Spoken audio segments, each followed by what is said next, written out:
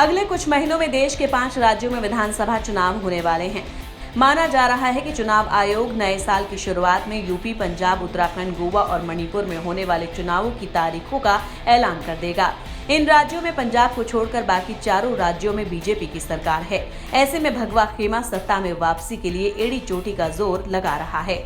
इन सब के बीच पंजाब, उत्तर प्रदेश और उत्तराखंड को लेकर बीजेपी ने बीते 15 दिनों में 3 ऐसे फैसले लिए हैं जिसने प्रदेश में सियासी समीकरण को बदल दिया है। ऐसे में आइए जानते हैं उन 3 फैसलों के बारे में। नंबर 1, कृषि कानून की वापसी। मोदी सरकार के तीनों कृषि कानूनों को वापस लेकर एक बड़ा दांव चल दिया है। दिल्ली की सीमाओं पर पिछले 1 साल से भी ज्यादा समय से कृषि कानून के खिलाफ चल रहे किसान आंदोलन को यूपी चुनाव में एक बड़े फैक्टर के तौर पर देखा जा रहा था। कहा जाने लगा कि वेस्ट यूपी में इस बार बीजेपी की राह आसान नहीं रहने वाली। लेकिन कृषि कानून को वापस लेने के पीएम मोदी के ऐलान के बाद सियासी गुणाभाग एक बार फिर से बदल गए।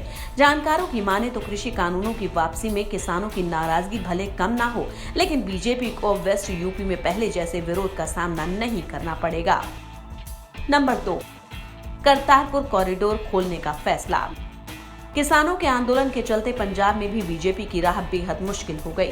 बीजेपी को लेकर सिखों की नाराजगी भी बढ़ती चली गई। इन सब के बीच बीजेपी ने करतारपुर कॉरिडोर को खोलने का ऐलान कर दिया।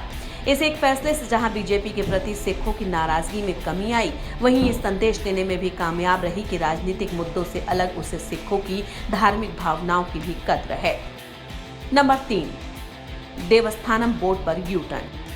बीजेपी ने उत्तराखंड में विपक्ष के हाथ से देवस्थानम बोर्ड के गठन के मुद्दे को छीन लिया। इस मुद्दे पर बीजेपी को खासा विरोध का सामना करना पड़ रहा था। चारों धाम के पुरोहित संगठन खुलकर बीजेपी और सरकार के विरोध में उतर आए थे।